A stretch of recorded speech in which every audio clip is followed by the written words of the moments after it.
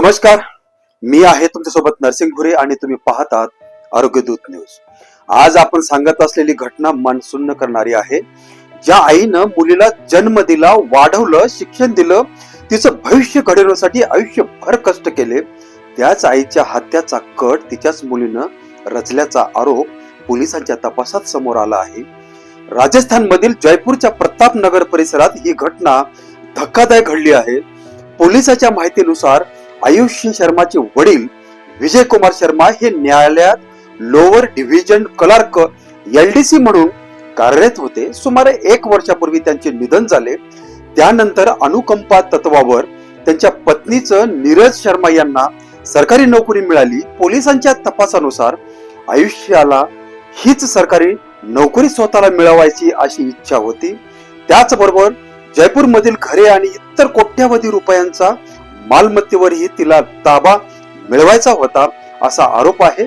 तिच्या मते आई जिवंत असेपर्यंत हे शक्य होणार नाही।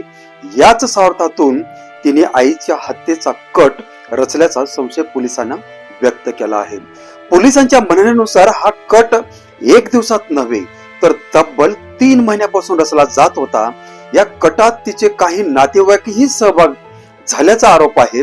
सुमारे 7 लाख रुपयाची सुपारी देण्यात आले तपासात समोर आला आहे। हे 4 जुलै रोजी नीरज शर्मा या घराबाहेर पडल्या। पोलिसांच्या तपासानुसार आरोपी त्यांच्यावर आधीपासूनच पाळत ठेवून होते। योग्य संधी मिळताच भरधाव स्कॉर्पिओ गाडीने त्यांना जोरदार धडक देण्यात आली। ही धडक इतकी भीषण होती की त्यांचा जागीच मृत्यू झाला। सुरुवातीला हा कट अँड रन अपघात असल्याचा बनाव करण्यात आला होता। घटनास्थळीवरील CCTV फुटेज, कॉल डिटेल्स आणि इतर पुरावे तपासल्यानंतर पोलिसांना संशय आला। तपास पुढे जाताच हा अपघात नसून पूर्वनियोजित हत्याचा कट असल्याचा आरोप समोर आला। या प्रकरणात मुलगी आयुषी शर्मा आणि तिच्यासह इतर आरोपींना अटक करण्यात आली।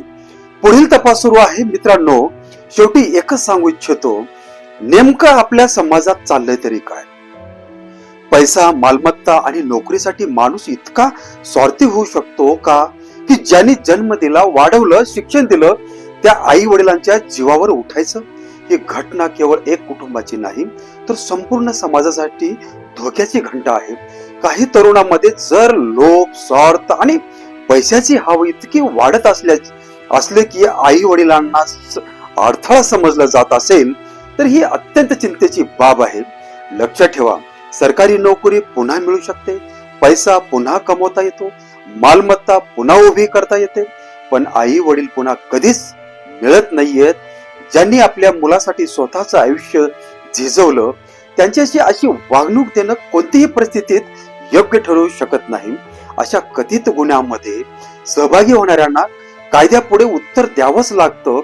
तरुण मित्रांनो, स्वार्थापेक्षा संस्कार मोठे ठेवा, रागापेक्षा संवाद मोठा ठेवा आणि पैशापेक्षा आई वडिलांचा आशीर्वाद मोठा आहे हे कधीही विसरू नका। अशा वेदनादायक घटना पुन्हा घडू नयेत हीच आपल्या सर्वांची जबाबदारी आहे। या प्रकरणात अंतिम निर्णय न्यायालय देईल तोपर्यंत पोलिसांचा तपास सुरू आहे। अशा घटना पुन्हा घडू नयेत हीच समाजाकडून अपेक्षा। मी नरसिंग भुरे, आरोग्यदूत न्यूज। धन्यवाद।